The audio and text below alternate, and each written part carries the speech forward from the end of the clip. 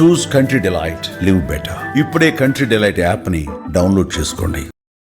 ఇప్పుడు ఏంటి అబ్బాయిలు అందరూ పెళ్లి చేసుకోవాలంటే భయపడుతున్నారు, మ్యారేజ్ లైఫ్ ఆ బాబోయ్ అంటున్నారు. So you want to say something about marriage life? రెండు రకాలు ఉంటుందండి. మినిమం బేసిక్ నీడ్స్ నేను ఫుల్ఫిల్ చేయగలుగుతా అంటే చేసుకుంటే తప్పేం లేదు.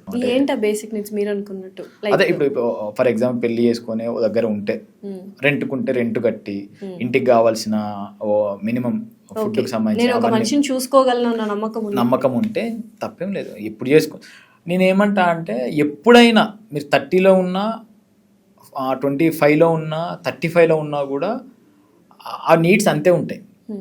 మీరు 35 చేసుకుంటే ఫర్ ఎగ్జాంపుల్ 25లో మీరు 50,000 సంపాదించుంటే 30కి మీరు ₹1,00,000 సంపాదించుంటే ₹1,00,000 అయిపోతాయి. 25లో ఆ 50,000కి అయిపోతాయి. మీరు ఎర్నింగ్ చేయగలుగుతున్నారు మినిమం అంటే చేసుకుంటే తప్పేం లేదు. డీలే అవుతున్న కొద్దీ అయితే కొన్ని ఇప్పుడున్న ప్రాబ్లమ్స్ కొద్దిమంది నేను చూస్తున్నాం కదా, వాళ్ళకు ఆ ప్రాబ్లమ్స్ ఫేస్ చేయాల్సి వస్తుంది. ఏజ్ లేట్ అవుతున్న కొద్దీ లేట్ కాకుండా ముందు అంటే నేను చెప్పినా కదా, ఈ ఎకనామికల్ నేను బ్యాలెన్స్ చేసుకోగలుగుతా అంటే చేసుకోవచ్చు హ్యాపీగా. ఎవరైనా చేసుకోవచ్చు. ఎవరైనా ఇప్పుడు ప్రాబ్లం ఏమవుతుందంటే జాబ్స్ లేక ప్రాపర్గా సెట్ కాక వాళ్ళ నీడ్స్ కూడా వాళ్ళు చూసుకోలేక ఉన్న వాళ్ళకి ఇబ్బంది అవుతుంది తప్ప నేను చేసుకోగలుగుతా, ఒక మనిషిని మెయింటైన్ చేయగలుగుతా, ఖర్చులు నేను పెట్టుకోగలుగుతా అన్నప్పుడు తప్పేం లేదు. ఇప్పుడు సోషల్ మీడియాని ప్రాపర్గా యూటిలైజ్ చేసుకుంటే ఎంత బాగుంటుందో మీరు చెప్పాలి. నాకు అంటే నేనేం నమ్ముతా అంటే సోషల్ మీడియాలో బ్రాండ్ బిల్డింగ్ అనేది చాలా ఇంపార్టెంట్. ఫాలోవర్సు ఈ నెంబర్స్ కంటే ఎక్కువ నీకు 1,00,000 మంది ఉంటే 1,00,000 మందిలో నువ్వు చెప్పే మాట, నువ్వు చెప్పే అది ఎంతమంది వినగలుగుతున్నారు, ఎంతమంది నువ్వు ఒక బ్రాండ్ ప్రమోట్ చేస్తే అది ఎంత రిటర్న్ వస్తుంది వాళ్ళకి. నేను ప్రతి ఏ బ్రాండ్కి ప్రమోషన్ చేసినా ఎవరితో వర్క్ చేసినా కూడా నేను రీచెక్ చేసుకుంటా వాళ్ళతో. ఇది వెరీ ఇంపార్టెంట్. సో అసలు ప్లేస్ అయిందా, మీకు వర్తేనా, వర్త్ అయితేనే నేను మళ్ళీ ఒకసారి చేయగలుగుతా. అండ్ రెండోది నాకు రిలేటెడ్ థింగ్స్నే నేను ఎక్కువ పెట్టుకుంటా. నాకు ఇప్పుడు ఏదో దాన్ని ఏమంటే నేను చేయలేను. నాకు సూటబుల్ అవుతుంది, నా ఆడియన్స్కి ఎవరికి ఇది ప్లస్ అవుతుంది, అలాంటి వాటిని ఎక్కువ ప్రమోట్ చేస్తుంటాము.